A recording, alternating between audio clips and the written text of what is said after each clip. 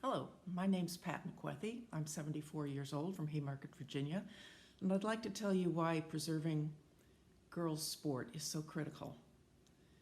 Growing up in the 60s, there was only one interscholastic sport in my high school, tennis. So I played tennis for 4 years. When I went to the university, there was absolutely no women's sports teams. So the passage of Title IX in 1972 was a real progress. After college, I started playing squash.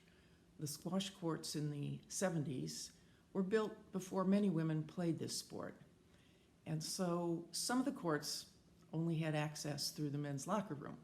Now, my teammates had to clear the men's locker room to get me onto the courts, and that was kind of an embarrassing situation. I think Title IX has certainly improved the facilities that are available for women as well. By the 1980s, there had been great progress. Thankfully, my daughter was able to play basketball, soccer, track, tennis, both in junior high, high school, and beyond.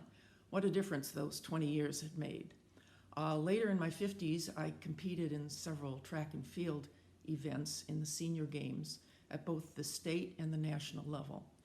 At 57, I took up basketball as well, and I'm still playing at age 74 with the Nova United Rebounders, Nova standing for Northern Virginia.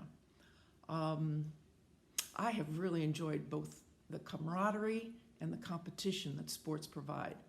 My team travels to tournaments in nearby states and plays in the National Senior Games every other year.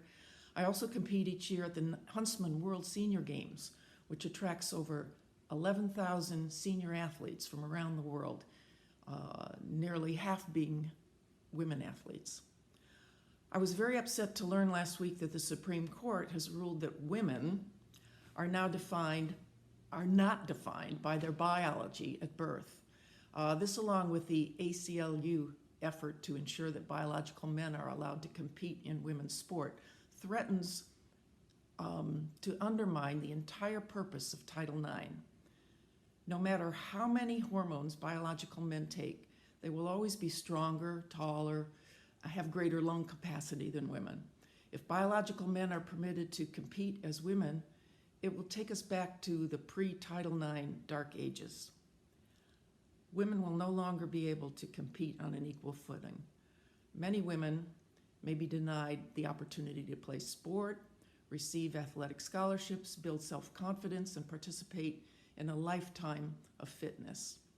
It's with this in mind that I wholeheartedly support the Save Girls Sports efforts of the Family Policy Alliance. Thank you.